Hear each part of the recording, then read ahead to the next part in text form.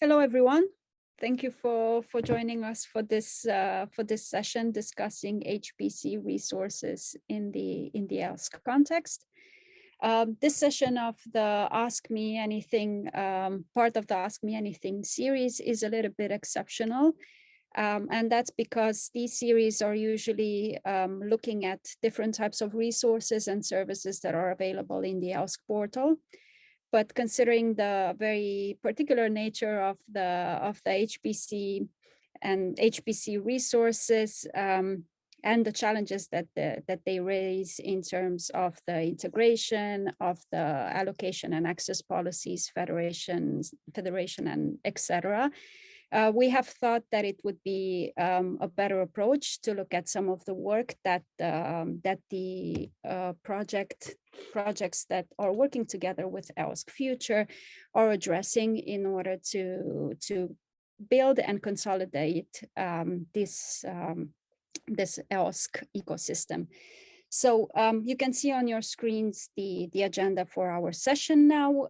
In the first part, we're gonna, as I mentioned, look at some of the work that is being done by the various projects on supporting the use of HPC resources in the EOSC context. Then in the second half of the webinar, we're going to look at two HPC related use cases that will highlight the benefit of the use of such type of resources within the EOSC context. And then we're going to close with a short Q&A session. We do have a Slido set up. That is the general Ask Me Anything Slido. You see the access details on your screen, but we will also share them within the chat. So if you have any questions during the presentations, please feel free to ask those already on the Slido, and we're either going to address them after the presentations themselves, or if we're short on time, we're going to look at them in the Q&A session. So we should get started because we do have quite a tight schedule. So I'm going to stop sharing my screen and I'm going to pass the floor on to Nikolaos Triantafyllis, who is from GRNet, who is going to speak to us about the C-scale integration work. So Nikolaos, you can take it over. Thank you.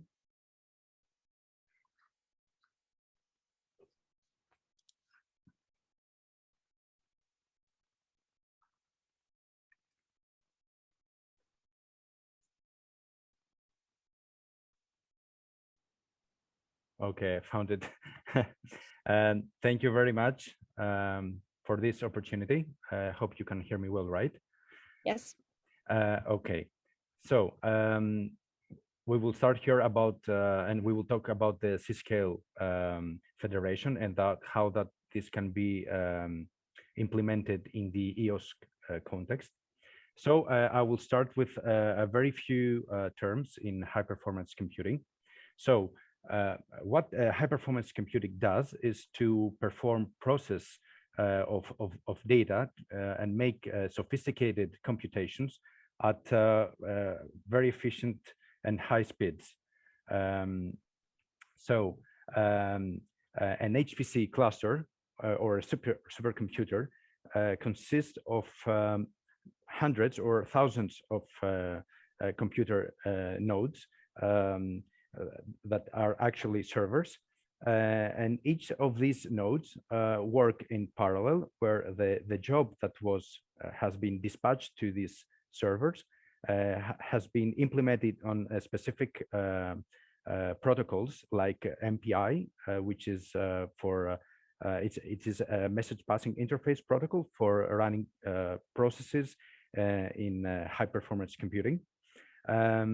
And also the aim of the high performance computing is to solve large problems that mostly occurred in science or engineering or in business or in data analyst stuff, and these complex operations that might need weeks or months or even years in a very commodity computer or a laptop or a simple virtual machine In an HPC cluster, that might take a few minutes or hours, depending on the problem, of course, and of the data. And it's something that gives us the opportunity to solve problems quicker and produce solutions to problems that we have. And before that, let me also mention another term here, the HTC, which stands for high throughput computing. It's actually something very similar to HPC, but it's mostly for systems that perform operations in a long way, in a long daytime range, let's say, instead of the HPC, which is a little bit for quicker, let's say, operations. So and an infrastructure, for example, that runs HPC in GRNet has the code name ARIS, which has 533 compute nodes that they are organized according to their hardware capabilities in partitioned and islands, in other name, so-called islands. And it has the process capability that you see, the file system storage, how the nodes are interconnecting with each other. And you can find more info on the specific link. So starting from this, at this granularity level of an HPC infrastructure, now we are building a federation of these, let's say, blocks, and this is what the EOSC Analytics Copernicus EOSC Analytics engine, in other name Cscale, does. So currently, there are 11 partners that are involved, and the vision of the Cscale is to serve to the European researchers and institutions Copernicus data, tools, resources, services, and analytic tools, so that the researchers can access those data, share those data, and find easier way to do this. Just to mention here that Copernicus, it's a European Union's Earth observation program, and it offers information services that draw from satellite Earth observation and also in situ, which means non-space data. And to build this federation, there is a certain software deployment that it's been established across the federated infrastructures, HPC infrastructures. And also, again, the idea here is to solve problems around planet and environment issues, mostly in less time that the researcher can do in his laptop. So currently, 8 of the providers are delivering 12 petabyte months of storage, 18 million cloud of CPU hours, 3.1 million core hours of the HPC infrastructures, and 6,000 GPU hours. So it's distributed in mostly in two domains, let's say, the cloud and the HPC resources. Each one of them has a common authentication and authorization system, and also both of them are following the guidelines of the EOSC. And something that is in progress here is that the users are uploading their software in a repository, so other users might, if they want, might use it. For the HPC, this federation is being built on a unified system that is called SRAM. There is also there the page, and up there all the providers, the members, and the collaborations / use cases that are associated are registered there and associated with each other. And this is how this is done in the HPC. Now, to give you a bigger image of the Compute Federation, which, as we said before, there are two domains, cloud and HPC. As we mentioned here, HPC Federation is being built upon the SRAM unification. And the Cloud Federation is being built upon the EGI check-in authorization and authentication mechanism. Perhaps in the future, those two mechanisms might be joined together. Now, the objectives of the C-scale is, of course, still be an open federation. Also, it's willing to accept new providers and users and even use cases to the project. Also, it's something that promotes homogenized approaches, federative and uniform.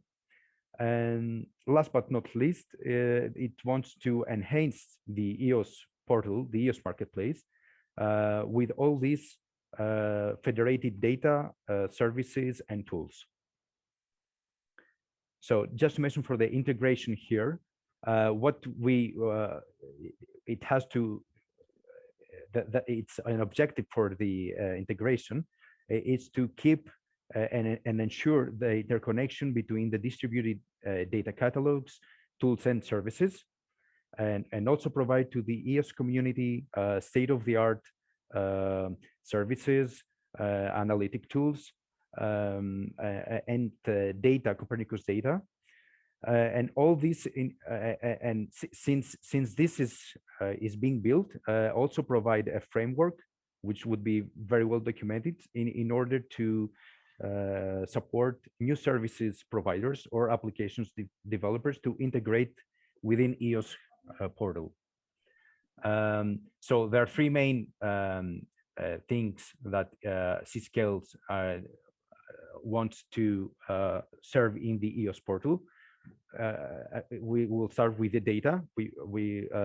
What is going to do is to provide unique data resources with a more user-friendly way, and to, of course, to new audiences apart from C-scale, and user communities through the EOS portal, and also provide in that way a robust federation for data discovery and exploitation of all those data.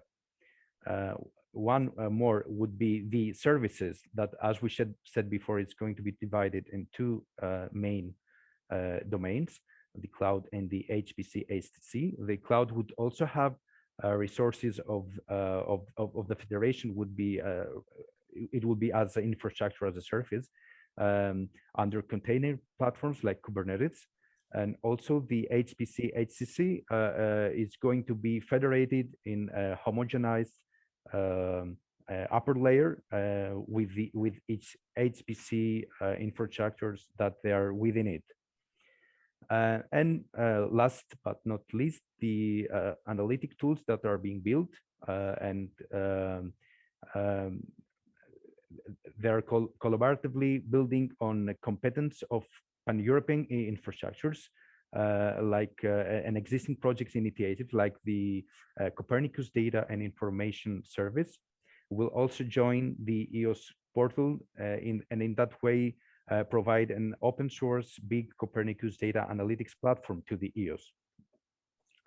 Now the integration timeline would be will be at the end of summer of 2022, sorry, and you can find more info at this link, and also you can contact for any issue that you any information this information. And just more information about the EOS marketplace. As you can see here, currently a user can search about services or providers or projects or trainings or publications. So for example, a user could search here a provider of an Hpc like the ARIS of GRNet. So in a similar way, the idea here is that the someone who wants to join the C-scale federation could search here and access those resources that would be data, services, or analytic tools, and ordered these resources. So this is from my side, and please let me know if there's anything to answer your questions. Thank you very much, Nikos, for setting the scene so nicely. For the explanation, for the introductory explanation on HPC, and also for connecting that in the end to the marketplace, which is the outward-facing part of the EOSC that is being developed. So next on our agenda we have Chris. Yes, thank you, Chris. I see you're already sharing your slides, so very good. Take it over. Thank you. Yeah, thank you. Good afternoon, and I'm Chris from CSC IT Center for Science, and I'm going to be talking a little bit about the work we are doing in DICE. That's integration of data services with computing platforms. So basically, what we are looking at is to integrate EU data services, be to save, be to share, be to drop, be to find, be to handle with European computing platforms. So like Lumi, Phoenix, Euro HPC, and probably maybe possibility with maybe C-Scale too. So it's basically what we are trying to do is to make it easier for people to use their data in computation in different places. You can replicate data, publish them, and share them. So if you look at research data life cycle, generically is like this. But when we put EU data services, you see at every part of this particular life cycle, you can see what are the places where we have EU data services. We have B to save, B to share, B to drop, and B to find, B to note, and then supporting service also B to handle. So integration of B to drop, it's not really a major big problem. It's but there are some challenges in which I will talk later on towards the end. So it's basically meant for sharing small data that we can actually put data into HPC environment for to be able to do some simple work like analysis of data and some other things, and even probably for computation as well. Integration of B to save is a bit more of a challenge. What we are looking into is to be able to auto-ingest data automatically from HPC systems into B to save, and then possibility to replicate across European countries, and then integration with AI using policy IROT policies to be able to distribute to share data, and then using object storage as a backend for B to save. And the basic thing activities that we are planning to do here is, as I said, it's ingest data with object storage, with common HPC systems, integrate B to save to B to access AI, and try to integrate other AIs through B to access into authentication into the system. The integration of B to share. B to share is the basic share and publish data part of the EU data services. So we are trying to look at it that when people do their computation, so that they don't have to be moving data around so much. So the possibility for them directly from where they have done the computation to share data. That means to upload it into B to share as well as publish it.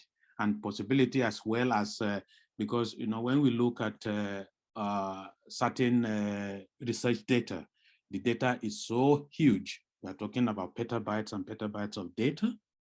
So it becomes a problem for you to move such data into B to share. So basically you can leave it in B to save and then or other storage systems, and then we publish the data into B to share, making a link backward to the source of the storage system. And then one of the other things, that's one of the things we are looking at, which is very important, is to be able to also small data, move it from B to save to B to share automatically, and then share it. You know, what we are referring to as B to save, B to share bridge. We have similar B to drop, B to share bridge, so that we are trying to do the same thing in with B to share and B to save. So the work status so far is that we have been able to do quite well with B to drop. There's no major challenges. We can share data, and then, you know, using your token, then you can use command line tools to download data or upload data into B to drop, and then from B to drop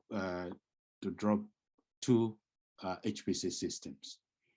And we can use WebDAV, in which case you can do actually mounting to a certain degree. I will do a little bit of clarification about certain degree here, because you know, it's one of the challenges we are facing, which is there's no easy way to solve it. So it's such that you can mount it yourself, but basically, if it is a common HPC system in which you have you need root access to be able to do an automatic mount. So that's sorry.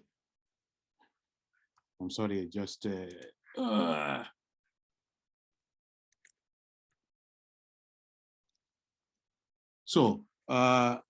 so we can use complete using wget to get data from B to drop, or we can use WebDAV by using tokens to do this integration. And B2Share has its own HTTP REST API, and then using curl as a tool to talk to this HTTP API, it's very good. It's easy to do that. It's easy. You just need before you can use this HTTP API, you have to be able to have authorization and authentication tokens generated by B2Share web interface. Then after that, you can actually do your the transfer of data from one end to another.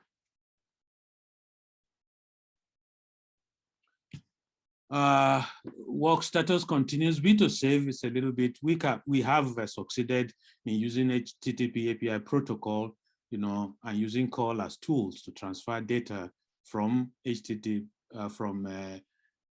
HPC systems, cloud systems, high computing systems, and so on and so forth, you know, basically using authentication using username and password. Because at the moment, we are still working on the integration of B2Save with B2Access. So we are still working based on username and password. But with that, you can use call as a tool to be able to talk to B2Save's HTTP API. And then we have also succeeded to transfer data from object storage from command line using our clone. Because basically, you know, people who use HPC systems use command lines. So we have to find tools that will make it easier to be able to transfer data between systems and, you know, storage. Ongoing work. So we have not succeeded yet with, we haven't done yet auto ingest of data from EU that services to HPC environment. So that means basically what we are trying to work with is for us to have, for example, create for a project, a particular directory or folder in HPC in which when you drop data there, B2Save will pull this particular directory and look at it and see, there's new data here, and then automatically uploads it into itself. And from there, if there's a setup for the B2Save to replicate, for example, to another country, it does that in the background without any problem.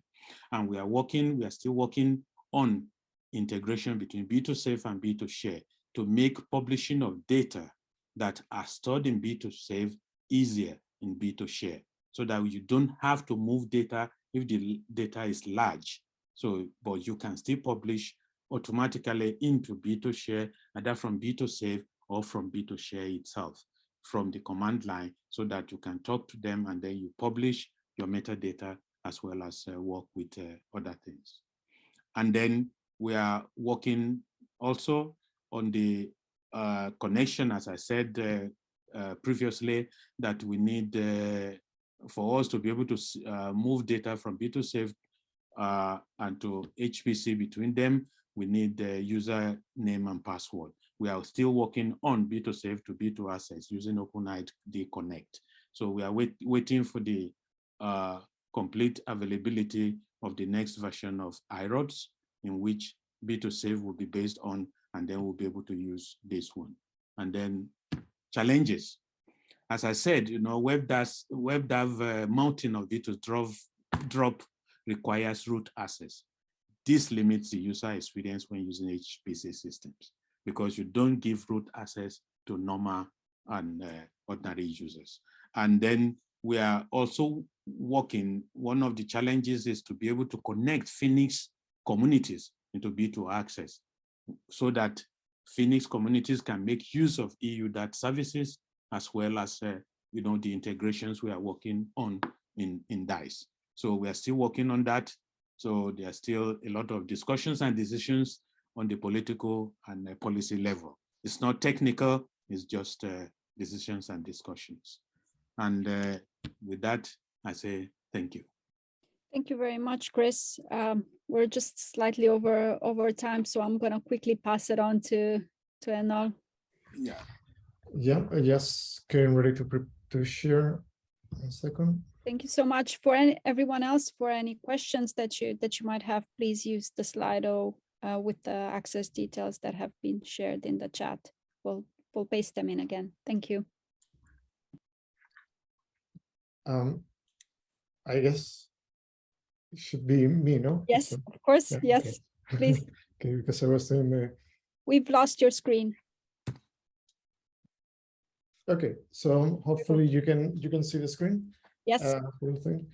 So I will tell you a bit about how we are doing with HPC resources in EIAs, where we are also looking into how to play with them. Just one quick word about the EIAs. This is a project of the InfraEOS 07, where we are trying to build what we call the EOS compute platform, which is mainly a set of computing resources alongside higher level services that allow users or EOS users to just do their research on top of the European computing providers that are available in the EIA Federation. So we do that with a technical architecture that looks like this. In the very bottom, we have the different kind of resources. So we have the research cloud and the public clouds, which is where most of the EI stuff has been going on so far. We also have the high throughput computing. And in this project, we are looking also into how we can incorporate some HPC resources and play along or work in cooperation with the rest of the ecosystem. And for that, we have a set of what we call federated access tools that are the federated compute, federated data, and federated identity tools that allow us to provide homogeneous or as homogeneous as possible access to these resources. And on top of that, we have higher level platforms that provide functionality that is generically added value for all kind of disciplines. And on the very top, we have, let's say, the more discipline specific data spaces, just looking for the final researcher do their analysis and do not care about the underlying thing. So within this architecture, we want to introduce the HPC resources. And for that, we have a task, which is the Hpc integration task.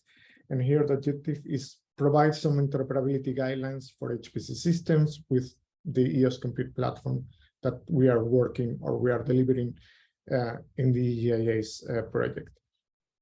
There are 4 things we are focusing on. We don't want to kind of cover everything. and we want to do this with some guidance from real use case. So we have 4 scientific pilot use cases. I will describe them in the following slide, and they will tell us what they need mostly. And we focus on 4 areas. The first one is access federation, so how to make it possible to access those HPC resources with the same kind of identities we're using elsewhere. Then the application federation, which is about how to execute your existing applications in the HPC by using containers. The third one would be how to move data between different systems by using some of the services we have in EGIAs. And the fourth one is how to make these HPC resources integrate with the existing EGI federation and therefore also into EOSC. So the idea is to discuss how to make this possible or visible in the EOSC portal, how to monitor their availability, how to account for their usage, and how to allocate resources. So the pilots that guide all of these are 4, as I was saying before. I just have a very brief description of each of them.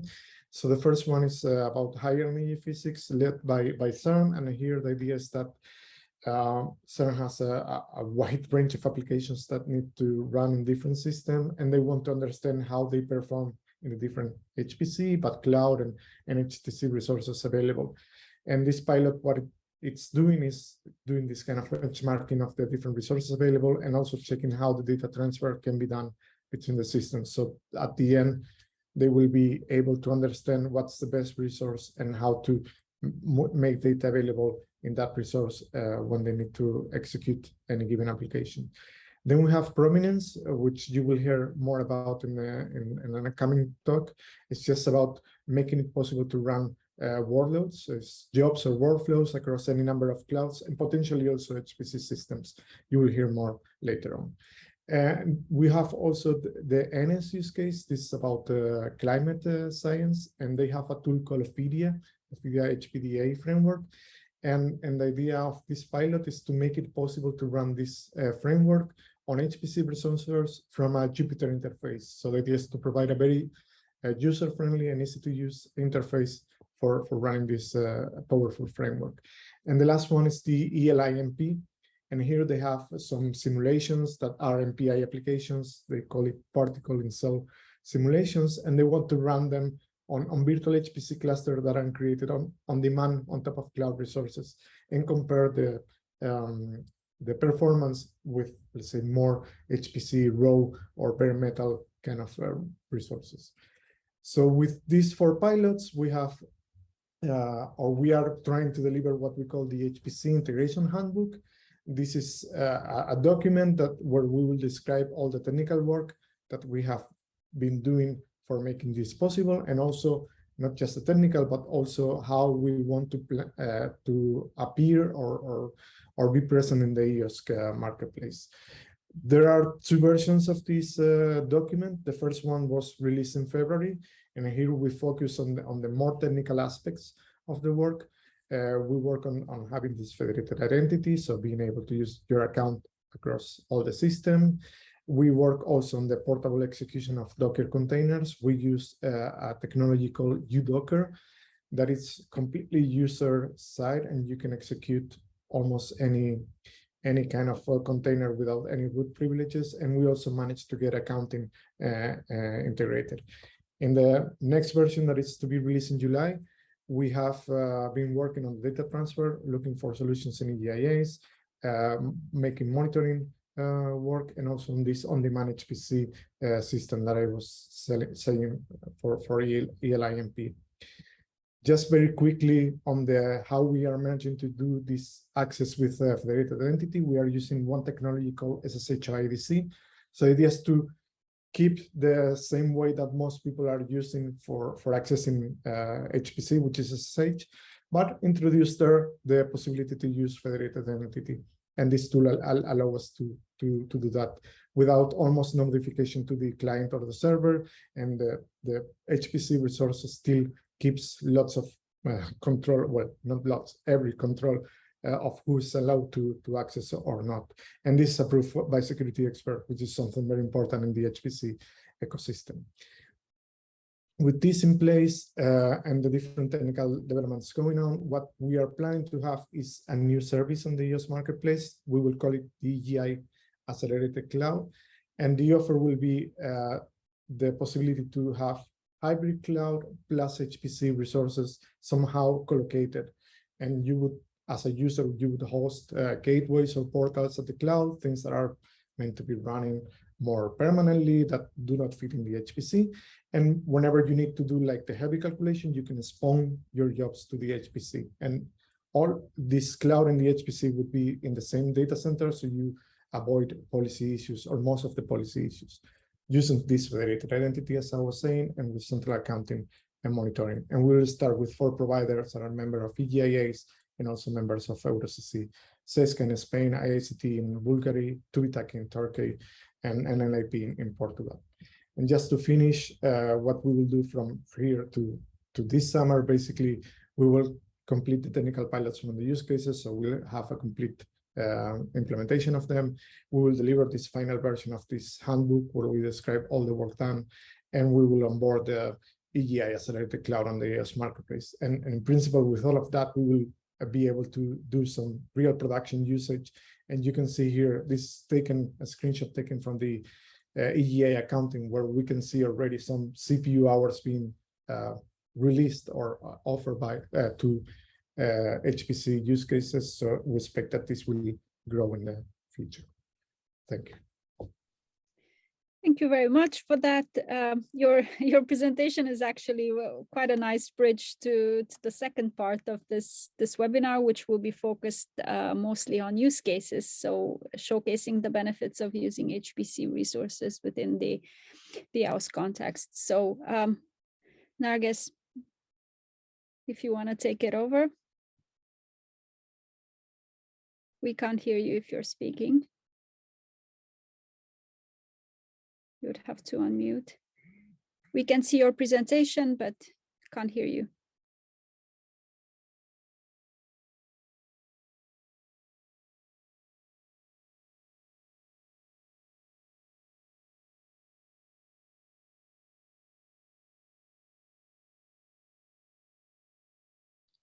Unmute. Yes, hi. Yes, very good.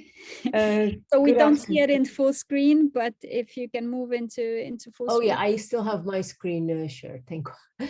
I will change this to full screen.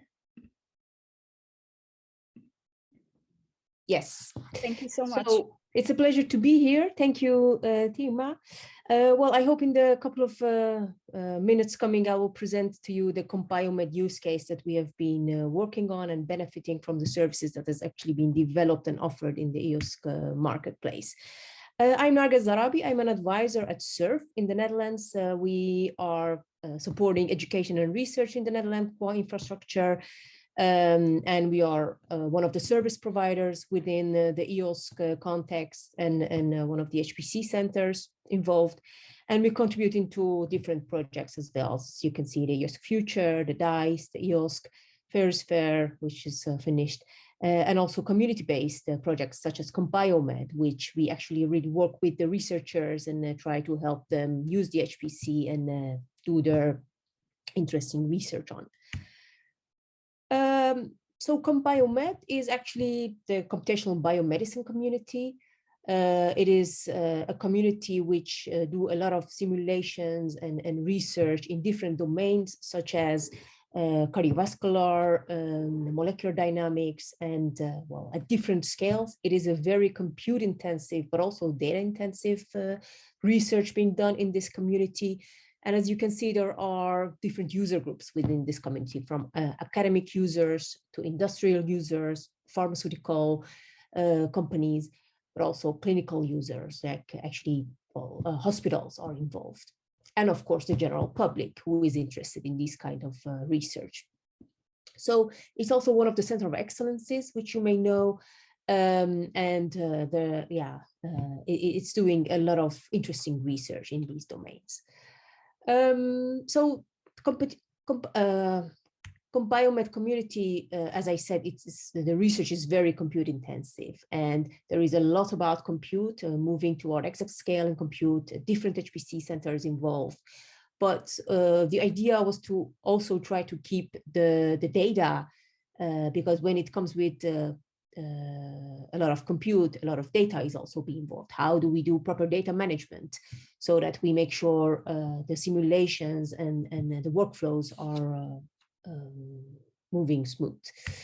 One of the typical workflows within Biomed, which is actually using the ALIA application. ALIA is one of the applications for computational biomechanics, and it takes a lot of data, image data, but also raw data gathered from the lab.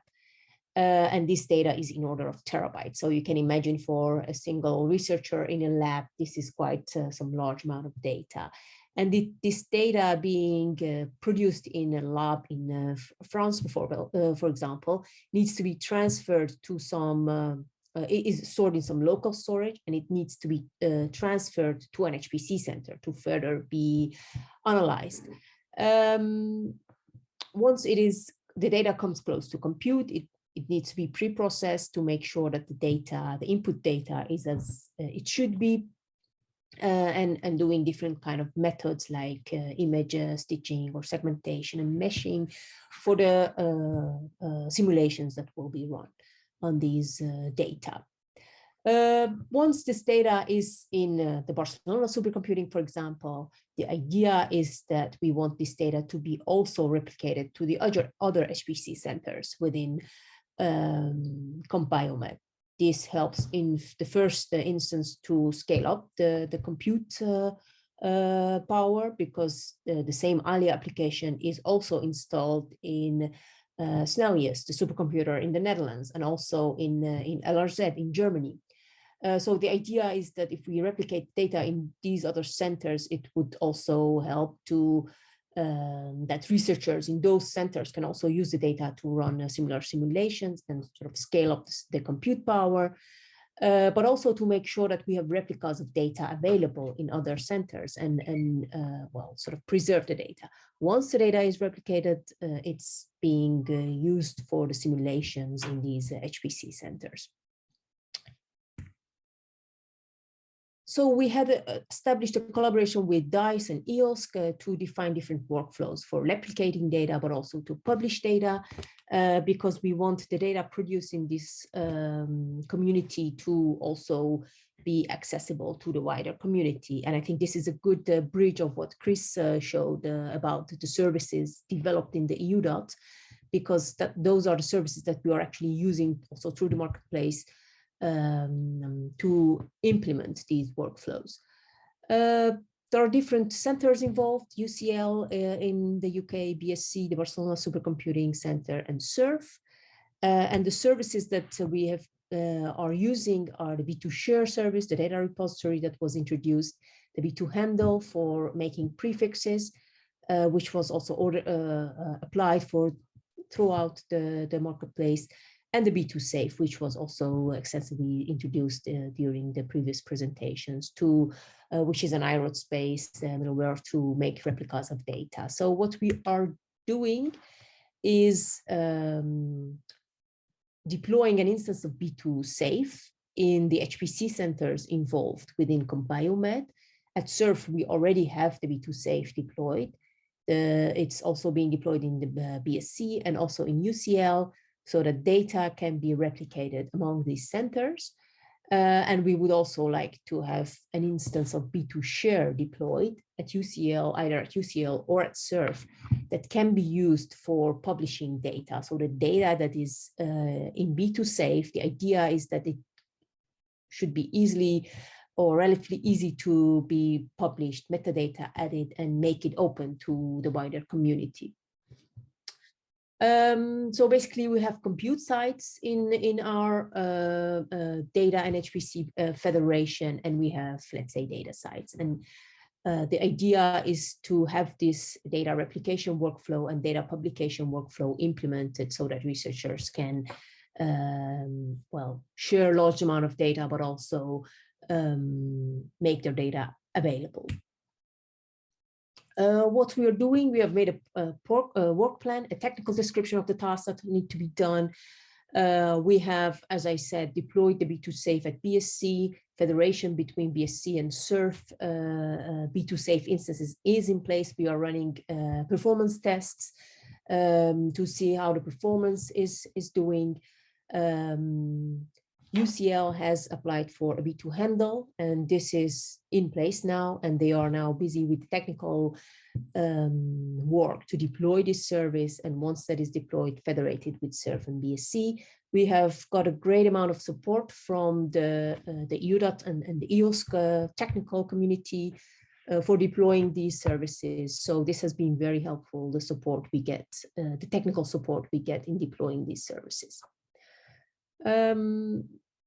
And the idea, like the future concept of what we are now establishing, is to have all the HPC centers within CompBioMed to be joining this network, like the LRZ I mentioned, but also EPCC, and make it possible to easily shift large amount of data among these HPC centers, bring the data close to compute facilities, and also giving the researcher possibility to add metadata to the data and well, adhere to the FAIR principles for making data findable, accessible, interoperable, and reusable for the wider community.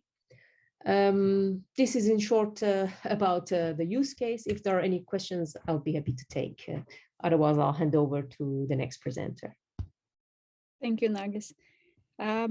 I haven't seen any questions in the chat or separately on the slide for you for the moment, so we can move on to Andrew, and then we can address. There are 2 questions that have come in through Slido, so let's see afterwards. Thank you. Go ahead, Andrew. I'll just check. Can you see my screen still? Yes, we can see your screen. Okay, thank you. Okay, so I'm going to be talking about the Fusion use case of integrating HPC. So this use case involves the fusion energy research community. So fusion, of course, is the energy source of the sun and the stars, and what we're trying to do is to recreate fusion on Earth. And the eventual aim, of course, is to use the energy that's produced by this to generate electricity for the grid. And in the UK, that we're planning on doing that by the year 2040. So in fusion, there's a sort of wide range of different computing applications, both across different sciences and in engineering. And a lot of this involves HPC, in particular in the sort of plasma modeling and materials research. So these are jobs that individually require sort of very large numbers of CPUs, so need to run on multiple machines using MPI. And in the EGIs, what we're doing is looking at integrating distributed clouds, HPC, and storage. So the specific fusion use case that we're looking at is using an application called JORIC. So JORIC is a simulation code that's used for studying large-scale plasma instabilities and how to control, looking at how to control these instabilities. So obviously for a fusion power plant, it's very important to have a stable plasma. So the JORIC code is definitely a sort of true HPC code in that in order to run sort of the highest fidelity, you would typically use sort of hundreds or even thousands of CPUs, and you need to have low latency interconnects like InfiniBand connecting all the different nodes. And it can be run on a single node, but in this case, you sort of have limited fidelity, and the physics, of course, is also limited in that case. But it's still something that is sometimes done and can be useful. So more specifically, we're not just running the code randomly. What we're looking at doing is building surrogate models using neural networks, in particular, in a sort of efficient manner. So a surrogate model is basically a simplified model that can produce very similar results to the real model, but it's much faster and uses much less computing resources. So you definitely don't need HPC, you could just run it on your laptop. So the traditional approach for creating a surrogate model involves doing sort of large parameter parameter scans, which can be very time consuming, and then you can miss some of the physics, and because you don't have parameters in the right places. So we're using an approach using a physics-informed neural network with a sort of cyclic workflow. So the framework itself can work out where there are gaps in knowledge and can work out where to rerun the HPC code with the right parameters, and eventually you get a hopefully a very sort of accurate surrogate model for the real physics model. So we're doing this, of course, with resources provided to us through EGI ACE. So these are across different countries right across Europe. So we have access to clouds in 4 different countries, ranging from Turkey all the way across to Spain. For storage, we're using EGI Data Hub, and so it makes use of a distributed storage system called OneData. So we have storage in TÜBİTAK in Turkey and also in SESNet. And then recently we got access to an HPC cluster in Portugal, which is the HPC part of this work, of course. So obviously we don't just want to have users to have to manually deploy clusters on clouds and then submit jobs manually to all the different places. That would be sort of too time-consuming and painful. So what we're making use of is a platform we developed in previous EOSC projects called Prominence. So Prominence basically appears like a single batch system to users, but it's able to run jobs across many different clouds simultaneously, and now also HPC systems. So users don't have to worry about infrastructure at all, and jobs of all jobs are running containers and automatically direct to the appropriate resources. And sort of one of the main use cases we had for originally was for supporting opportunistic usage of idle resources in clouds to improve the efficiency of, would improve the resource utilization of different clouds. So as an example of it being used for HPC, so here's an example of a JSON job description for running an material science code called LAMPS, which is used in Fusion as well as in other areas. So this is a job that makes use of Intel MPI. An example here, it's quite simple. You just sort of specify the resources you need. In this case, we want 8 nodes with 32 cores each. We have some imports data that we then want to extract and run the job in that directory. And then we specify the container that we're using, and we're making use of UDocker as the container runtime. And then we have the arguments to run. So it's sort of a very straightforward way of defining jobs. And there's a command line interface as well, which users make use of as well. So when users, whether they want to run on this on a cloud or on a HPC system, users submit exactly the same thing to Prominence. They can actually specify preferences and requirements if they want to sort of restrict where it runs, but they don't have to. Prominence is then able to run the job either on one of the clouds it has access to or an HPC cluster. And obviously, if the jobs need either needs data, input data, or generate output data, the input data automatically can be staged in from OneData, and then once the job completes, it can then be staged out back to OneData. And on clouds, we can also provide almost POSIX-like access, but we can't yet do that in HPC systems. So just to sort of demonstrates that we have a sort of a single API that people can use to access both clouds and HPC systems. Just an example, just quickly going back to the example I was talking about before with creating a surrogate model using neural networks. So here's an example that was generated on the EOSC resources. This was initially on clouds because we only got access to HPC just a few weeks ago. Showing the plots here, the top row is the true solution from the physics code, and the bottom row is the output from the surrogate model. So as you can see, the results are quite similar. In this case, the code was running on different clouds, using storage in Turkey.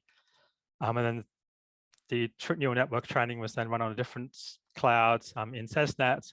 And we made use of OneData to access the data, and including sort of automatic data replication as needed.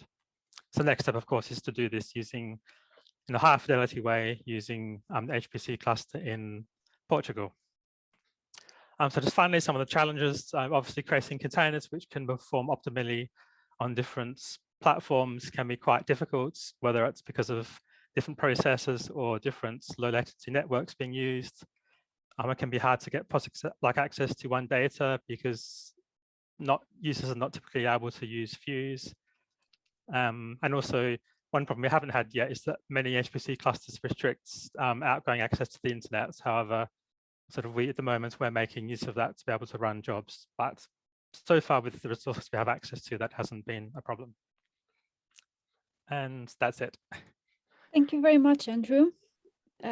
We have a few minutes left for questions, and we do have a few questions that have come in through Slido, and I'm going to share that with you.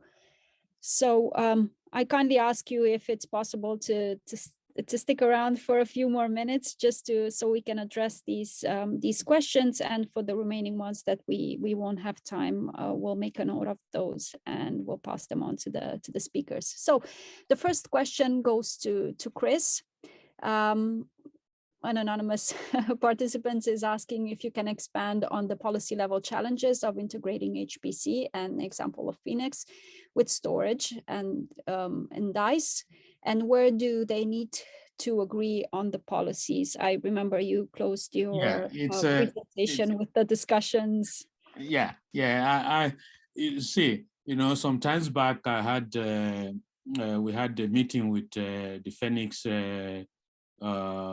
person responsible for this AI, and the basic thing, including B2 Access AI guy. The basic principle, it's technologically is very easy. We just needed to be a proxy for them to be able to pass through. But it seems because of policies or something else, or politicking, the basic thing problem there, the challenge is that they are not giving us a go ahead. Yeah, I'm guessing there needs to be a level of agreement, and yes, yeah. So there are other issues around trust and.